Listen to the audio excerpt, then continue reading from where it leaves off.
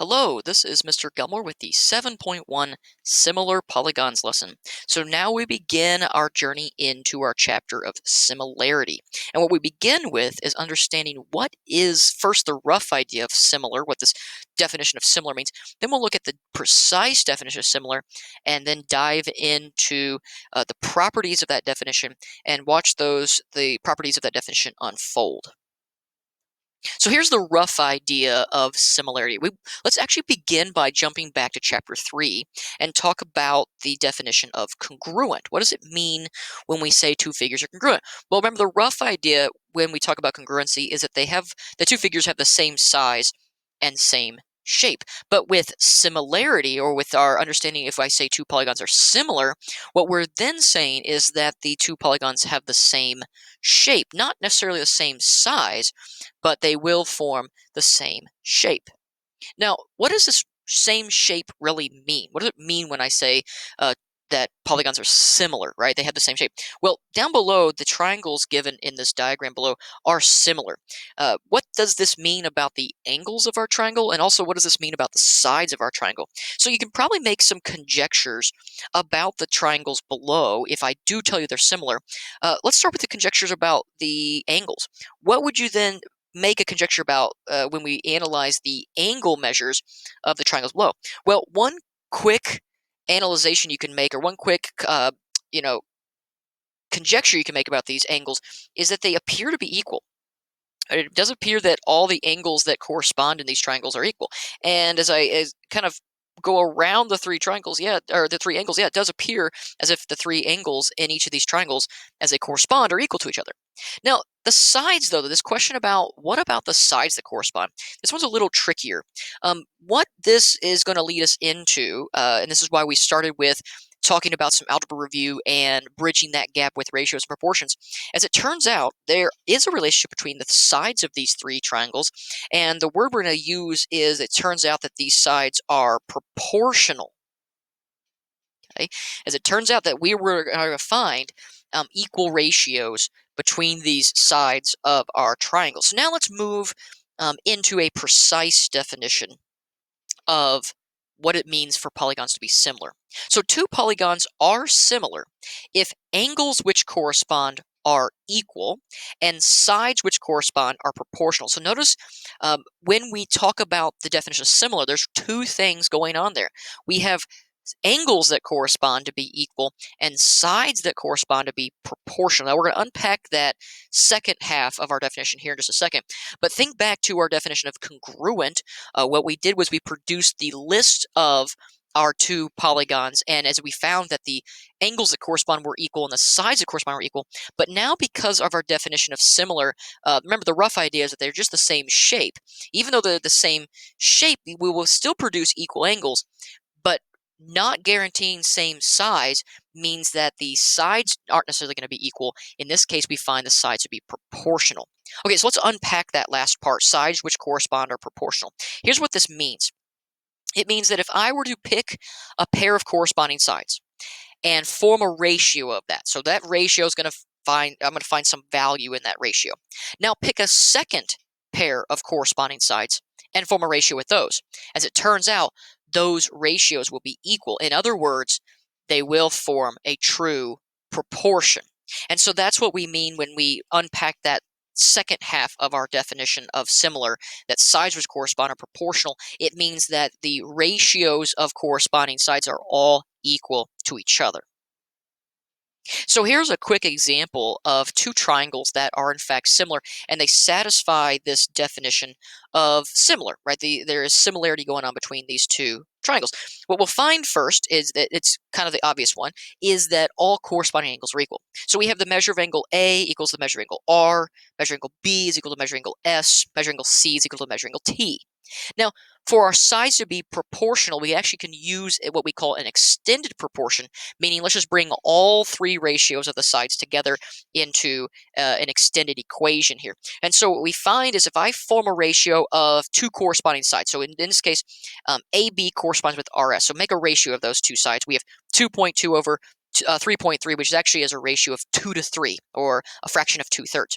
If I do that and continue with the other pairs of corresponding sides, BC to ST, again, I would form a ratio of 2 to 3. 1.8 to 2.7 is another ratio of 2 to 3. And then the last pair of sides, AC to RT, is 2.4 to 3.6. Again, that's a ratio of 2 to 3. So we have this extended proportion of all three sides, essentially, again, unpacking our definition of what it means for polygons to be similar, that all corresponding angles are equal and all corresponding sides are proportional. Now, we use a symbol to represent similarity between two polygons. We use the tilde. All right, we use the tilde sign. Now, you'll notice that the tilde is actually related, in a sense, to our symbol for congruence. It's where we find the tilde on top of our equal sign. And so, in order for us then to state that two polygons in general are similar to each other, we simply place the tilde between our names of the two polygons. So in the last example, we had triangle ABC was similar to triangle RST, and so we can read that as triangle ABC is similar to triangle RST, but we can place our symbolism of the tilde in between those names of our polygons. Now, again, order of our similarity statement matters. So think back to our previous chapters on congruence, that the order of our corresponding parts mattered in our congruence statement. Same thing happens with our similarity statement, that if I were to call two polygons similar, that means the corresponding order matches up. So since if I were to say, again, triangle ABC is similar to triangle RST, then A corresponds with R, B corresponds with S, and C corresponds with T. And what I can do with that then is just from a similarity statement, I can match up corresponding segments and matching up corresponding angles. So let's do a quick example then, actually a couple quick examples using our similarity statement between two polygons. So again, we're going to go back to our triangle ABC and triangle RST. Now in this example we find here, I'm giving you then some information about each of the two triangles, and you're going to find some missing information for me about these same two triangles. So it doesn't require you to draw a diagram because from the similarity statement alone, we can match up our corresponding parts. But if it does help you to draw a diagram, I would suggest you do that. And again, this is just a rough sketch. We don't have to make these to scale. So if I had triangle ABC and then do a second triangle of RST, again, this is just merely representing what I know about these two triangles. I don't know, what these look like to scale, but again, just representing the information that I know about these two. So let's go ahead and fill in what we know. We know that the measure of angle A is 30 degrees. We know the measure of angle S is 60 degrees. We know the length of AB is 4. We know the length of BC is 6. And we know the length of RS is 12. Now what they're asking us to do is find some missing angle measures. Let's start with our first angle to find, the measure of angle B. Well, if we take a look, and really we can look at the diagram or just look at our similarity statement, B corresponds with an angle of our second polygon, so it corresponds with angle S. So the measure of angle B is going to actually be equal to the measure of angle S because of our definition of similar. And so I know immediately that the measure of angle B is 60 degrees, just because we're given that the measure of angle S is 60 degrees. So check, we got that found missing angle there.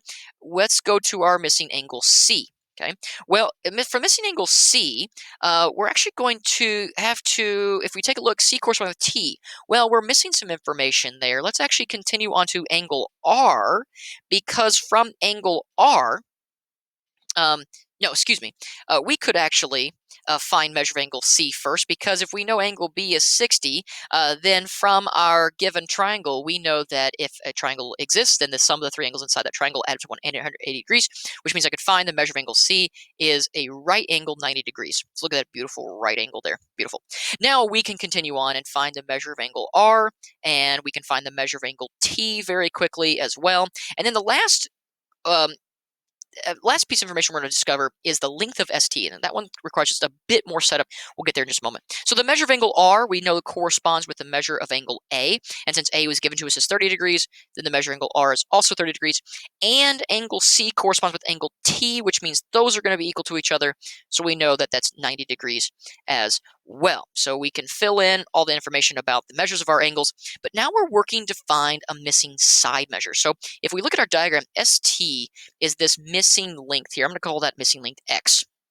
Now, what we're doing then to find that missing length is to consider what our definition of similarity says about our two triangles. Because our polygons are similar, we know that all the corresponding sides are proportional. Well, this is why we've been practicing solving equations with using proportions, and we have the ability to solve proportions. Because with the given information, I can establish some equal ratios, right? Set up some corresponding sides, and then I can simply just solve the proportion to find my missing value of x there for our length st. So what I need to do first is match up my corresponding sides. As it turns out, if I were to pick AB, which is one of the sides given, it corresponds with side RS. I continue then to find a second pair of sides, and again, I want to relate this to ST, as it turns out BC, another given side, is then corresponding with our missing side ST, and we can set up that ratio. What we now have in front of us is a proportion. Let's fill in our missing values, and we can solve that proportion. So AB is 4. RS is 12, we have BC being 6, and ST is represented as our variable x. Now we know that if this proportion is true, then the product of the means equals the product of extremes. We can go ahead and cross multiply. So I'm going to do 4 times x, so I get the product of my extremes, 4x, and 6 times 12, what we get there, 72. Let's fix that.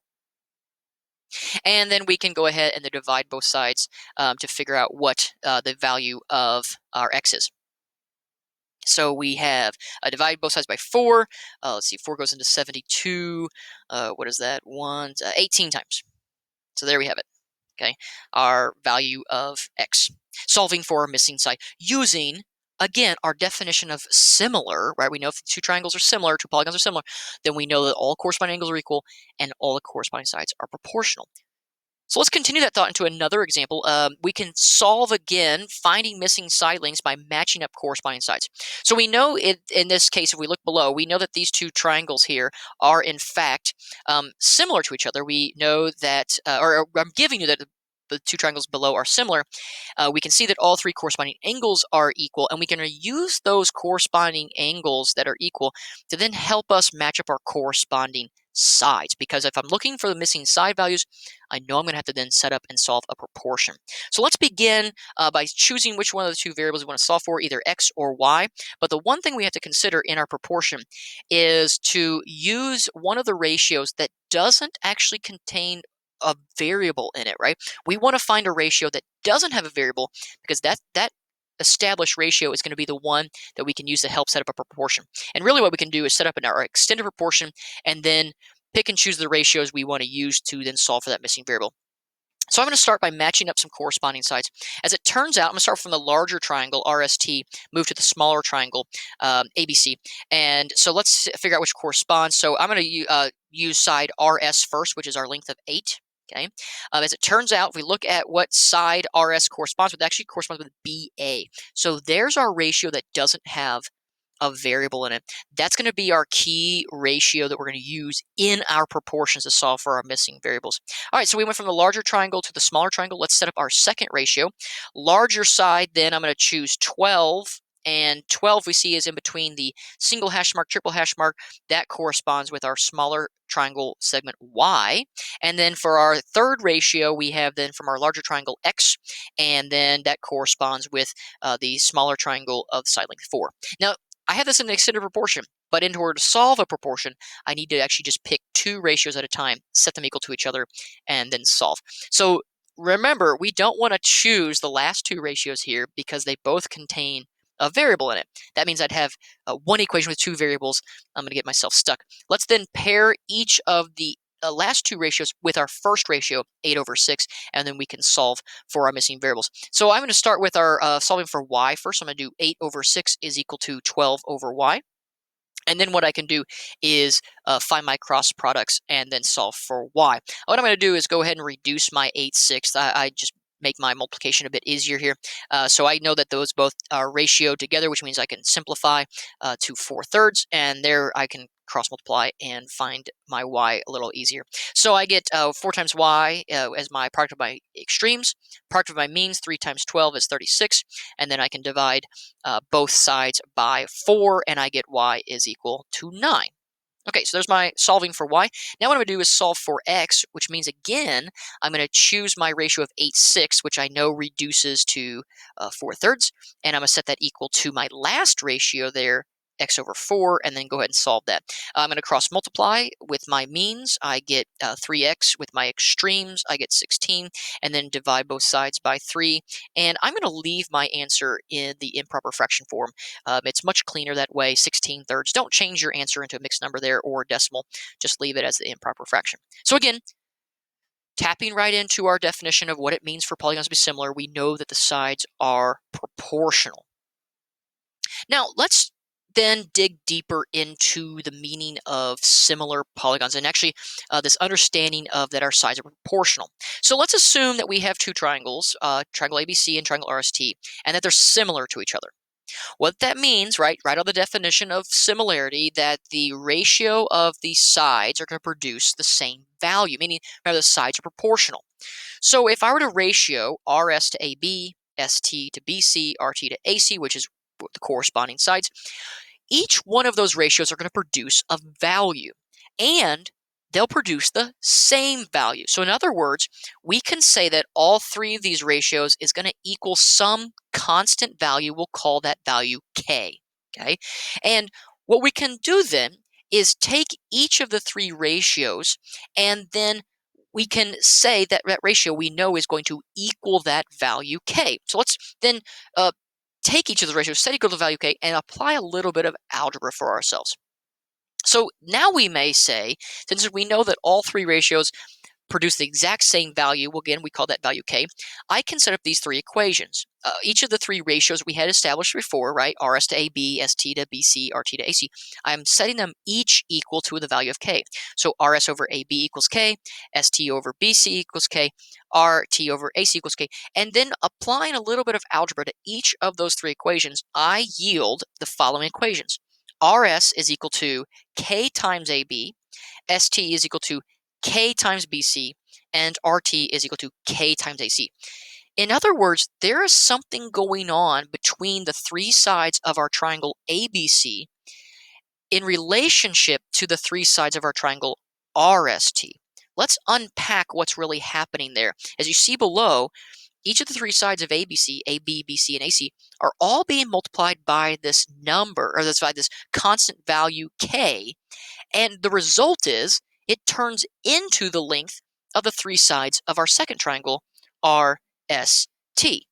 So what we are defining here, what we're finding in our, with our proportional sides, is that when two polygons are similar, that there must be some factor, some constant K, that if you multiply the sides of one triangle or one polygon, it turns into the side lengths of the second polygon. We want to give this constant a name, so we're going to call this the scale factor. In other words, this scale factor is a constant that we multiply the lengths of one triangle, and it turns into the lengths of the second triangle. And we know this to be true. We just saw how this unfolds. We know this to be true because, again, of our definition of similar, we know that the sides are proportional, and those proportional sides form the same value. So let's do an example of finding a scale factor. Here's what we're going to do. We're going to find a constant K that we can multiply the sides of our first triangle, ABC, and it's going to turn into the side lengths of our second triangle, RST. In other words, I'm gonna start here. Just pick a side of one of our first triangle here, ABC. I want to multiply 2.2 by some scale factor K. So what I'm saying here is let's multiply by K, and it turns into our value of 3.3, its corresponding side. So how do I find that? Well, you can set this up as like an algebraic equation. I could say 2.2 times some K value is going to equal 3.3. We'll solve that, which means I'm going to divide both sides by 2.2. And 3.3 divided by 2.2 actually does simplify into 3 halves. And that is our scale factor. Meaning if I multiply any of the first three sides of our triangle ABC by that scale factor 3 halves, it will turn into its corresponding length of the second triangle. So you notice that there is a scale factor. It relates the three sides of one to the three sides of the other. And of course, you can expand upon this. It doesn't necessarily always have to be true with triangles. This will work with any size polygon. Now, did you notice something about that last example? Did you notice that I had to actually choose a direction? I chose to go from the first triangle to the second triangle, which means I found the scale factor from the first to the second I found the scale factor of ABC to RST. However, could I have reversed the order? Could I have gone from triangle RST back to triangle ABC? Well, of course I can. So let's do that. Let's actually go backward now. I want to find out what is the scale factor from triangle RST to triangle ABC.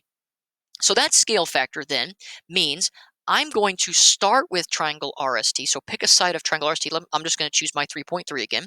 And I'm going to work back to find what is the K value that if I were to multiply 3.3 by that K value, it would turn into 2.2. So what does that look like? Well, again, you could set this up algebraically. 3.3 times some K is equal to 2.2. Simplifying this, I'm going to just save us some time here. It turns into 2/3.